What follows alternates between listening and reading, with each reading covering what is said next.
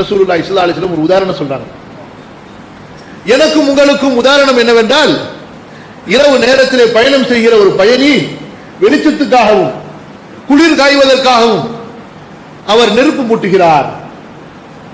இந்த விட்டில் பூச்சிகள் இருட்டில் கடந்தது, ஏதோ வெளிச்சம் வந்துருச்சு, அதை நோக்கி போவோமே என்று வேகமாக அந்த நெருப்பை நோக்கி வருகின்றன.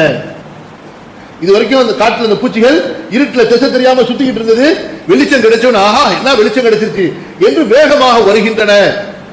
அந்த மனிதரோ இறக்கப்பட்டு கொண்டு, ஆஹா என்னடா நம்ம வெளிச்சத்துக்கும் குளிர் காய்வதற்காகவும் நெருப்பு மூட்டினால் அதில் இந்த விட்டில் பூச்சிகள் இப்படி வந்து விழுகின்றனவே, பொசுங்குகின்றனவே என்று அந்த விட்டில் பூச்சிகளை தள்ளிவிட அவர் முயற்சிக்கிறார். ஆனால் அவையோ ஃபஅபைன இல்லா யகஅன ஃபீஹா, அதில் தான் விழுவேன் என்று நிற்கின்றன.